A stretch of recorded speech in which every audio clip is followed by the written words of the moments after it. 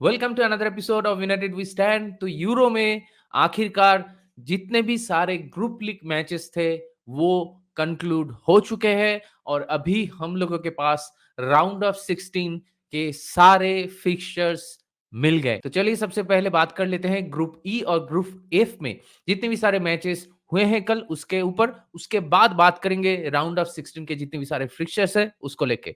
तो सबसे पहले अगर बात करें ग्रुप ई में सारे टीम्स के पॉइंट्स 3 थे कल लास्ट वाला गेम वीक शुरू होने से पहले। तो कल कोई भी टीम आगे प्रोग्रेस कर सकती थी और कोई भी टीम यूरो से बाहर हो सकती थी। तो मैच था आपका यूक्रेन और बेल्जियम के बीच और दूसरी तरफ स्लोवाकिया और रोमानिया के बीच। तो स्लोवाकिया रोमानिया वाला जो गेम था वो इवनली पॉइज्ड गेम था।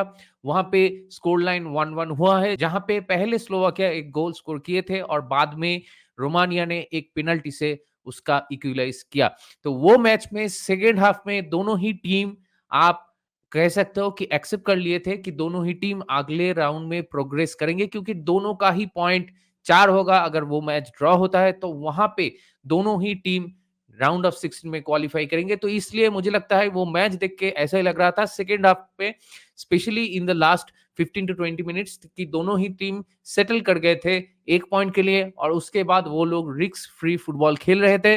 और दूसरी तरफ अगर बेल्जियम और यूक्रेन की बात करें तो ये मैच में यूक्रेन का स्टेक ज्यादा हाई था। अगर ये मैच ड्रॉ हो जाता है तो नेचुरली बेल्जियम के पास भी 4 पॉइंट होगा अगले राउंड में क्वालिफाई करने के लिए। भले ही वो लोग ग्रुप टॉप नहीं कर पाए लेकिन फिर भी वो लोग सेकंड में फिनिश करेंगे। तो इसीलिए यूक्रेन के ऊपर प्रेशर ज्यादा था, क्योंकि यूक्रेन अगर वो मैच से 1 पॉइंट यूक्रेन को मिलता भी है, यूक्रेन का पॉइंट 4 भी होता है, फिर भी वो लोग आउट ऑफ टूर्नामेंट हो जाएंगे। क्यों? क्योंकि उनका गोल डिफरेंस बहुत खराब है और दूसरी तरफ हेड टू हेड भी उनका खराब है। तो इसीलिए कल यूक्रेन को हर हाल में ये मैच जीतना था। कह सकते हो कि पहले हाफ में उतना अर्जेंसी दिखा नहीं उनमें, लेकिन सेकंड हाफ में वो अर्जेंसी वो लोग दिखा रहे थे। और दूसरी तरफ अगर बात करें तो बेल्जियम के पास जो क्वालिटी है, तो they have enough power to stop Ukraine. लेकिन फिर भी वो लोग, जैसे कि पहले भी कुछ मैचेस में हम लोग देखते हुए आ रहे हैं कि बेल्जियम एट टाइम्स फंबल करते हैं, कल भी वो लोग वो चीज किए थे थोड़े बहुत। लेकिन फिर भी Ukraine lack of clinical lens या फिर लैक ऑफ क्वालिटी जो भी कह लो, यूक्रेन ये मैच में कोई भी गोल स्कोर नहीं कर पाया। और बेल्जियम की अगर बात करें तो बेल्जियम में लुकाकू, डोकू, केविन डी ब्रुयने वही एक स्टोरी जो पहले 2 मैच में हम लोग को देखने को मिला कि वो लोग अटैक कर तो रहे हैं, चांसेस क्रिएट तो कर रहे हैं, लेकिन फाइनल बॉल लैक कर रहे हैं और वो फिनिशिंग लैक कर रहे हैं। इसीलिए यूक्रेन और बेल्जियम का मैच फिर से एक 0-0 ड्रॉ हो गया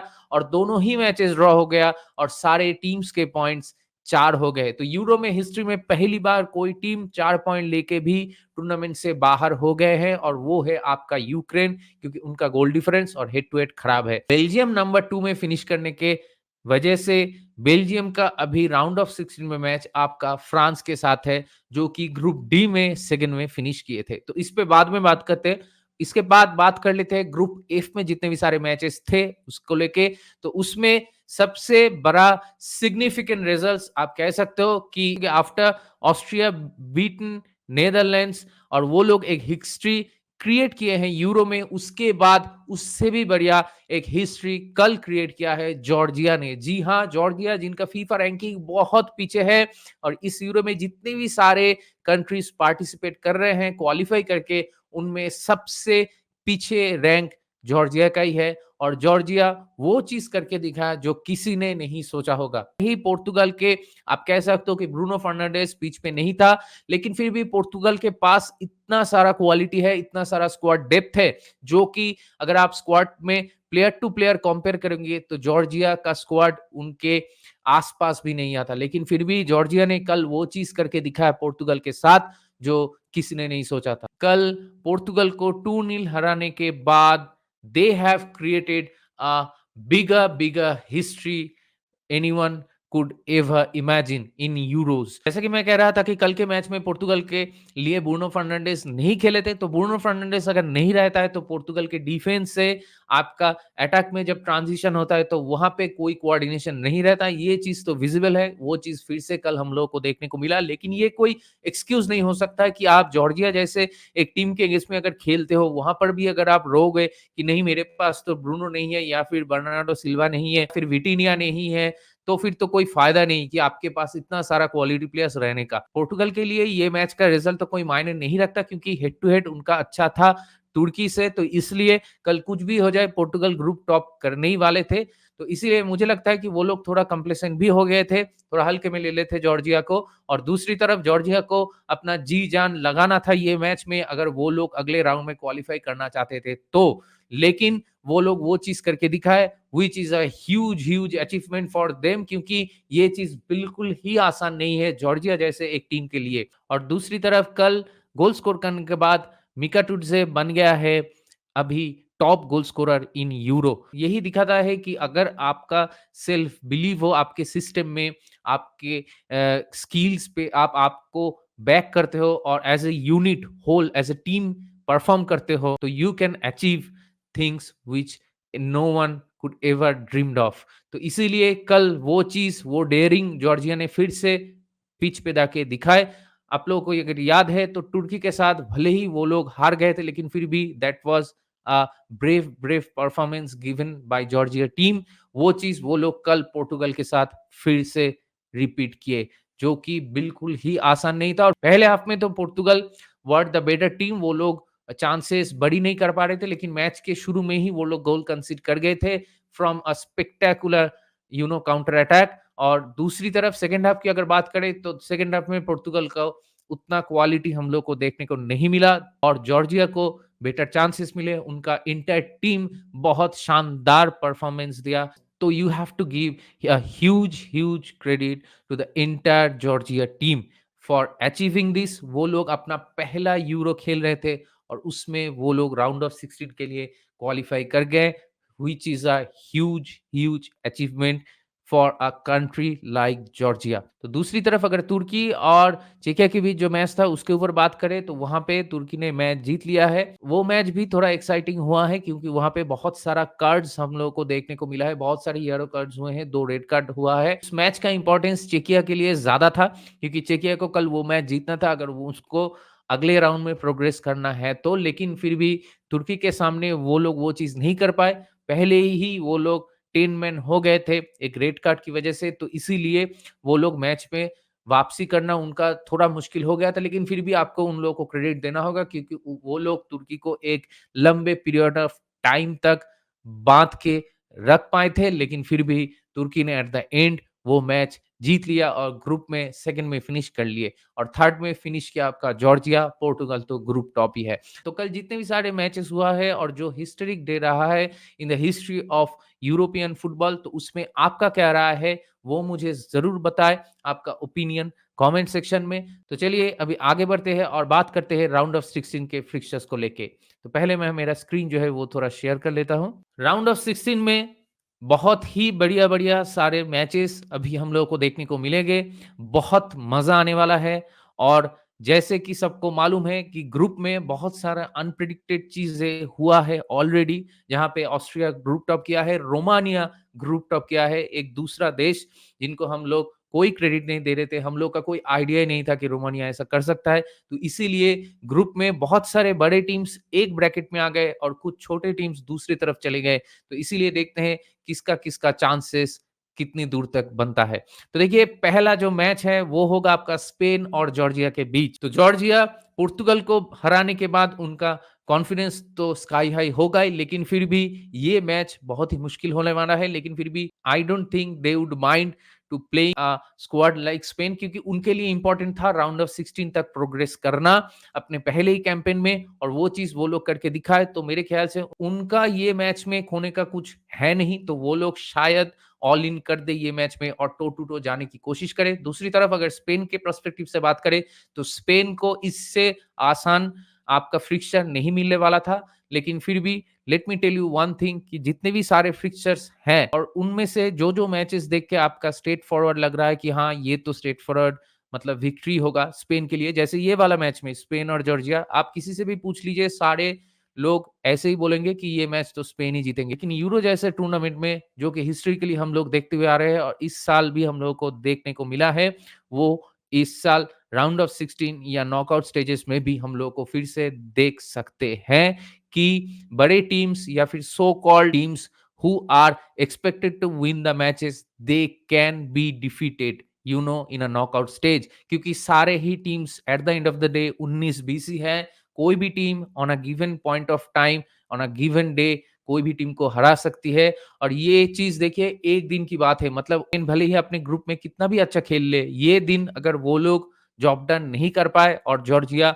अपना चांस ले ले, तो मैच में कुछ भी हो सकता है। तो इसीलिए जो प्रेडिक्शन हम लोग करेंगे राउंड ऑफ 16 का, तो कोई गारंटी नहीं कि वही हो, एकदम ही ऑपोजिट हो ही सकता है। जितने भी सारे टीम्स को हम लोग रेट कर रहे हैं कि वो आगे जाएंगे, हो ही सकता है वो ना जाए। तो इसीलिए कुछ भी हो सकता है। तो स्पेन और जॉर्जिया वाला मैच में अभी तो फेवरेट्स स्पेन ही होगा।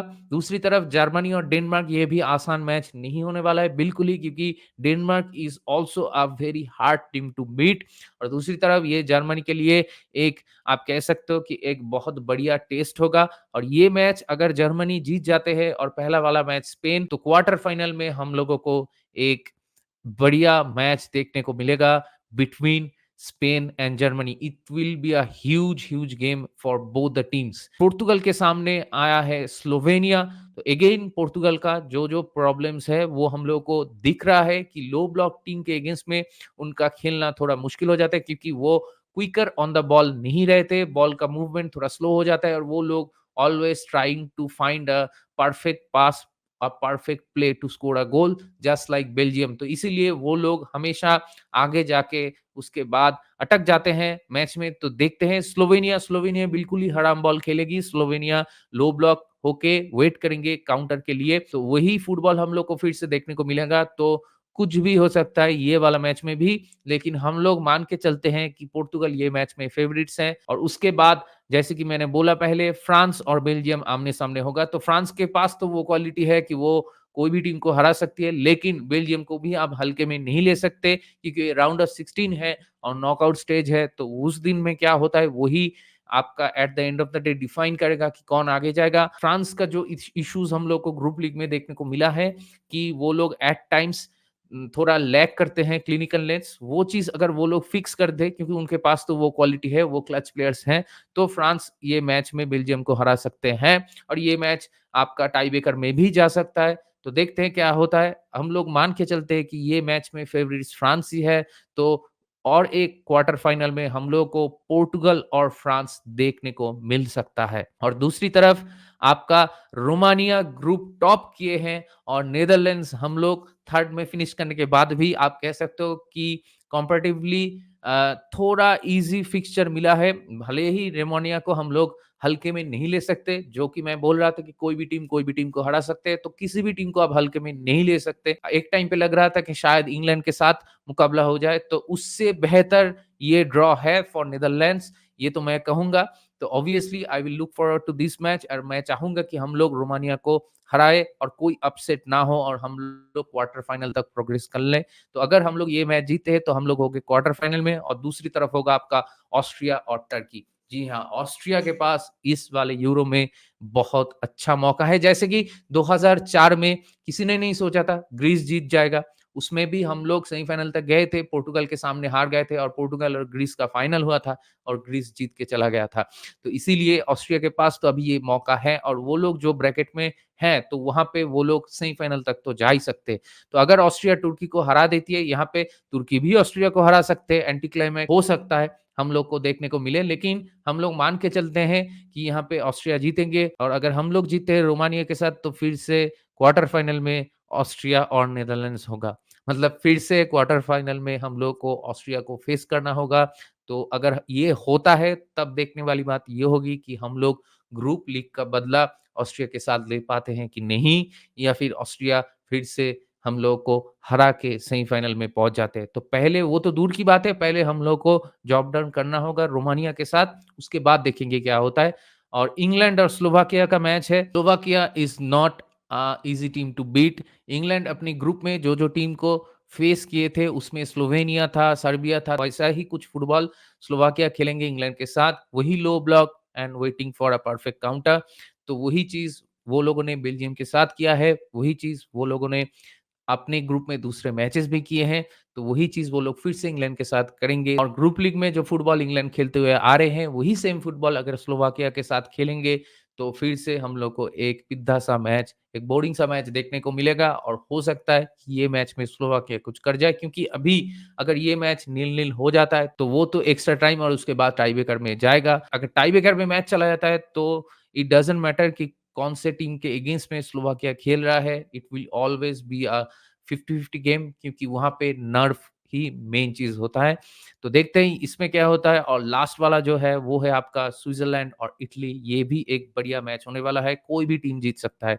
तो अगर मैं मान के चलूँ कि इंग्लैंड स्लोवाकिया को हरा देंगे और दूसरी तरफ अगर इटली स्विट्ज़रलैंड को हरा देती है, तो यहाँ पे क्वार्टर फाइनल में इंग्लैंड और इटली हो सकता है।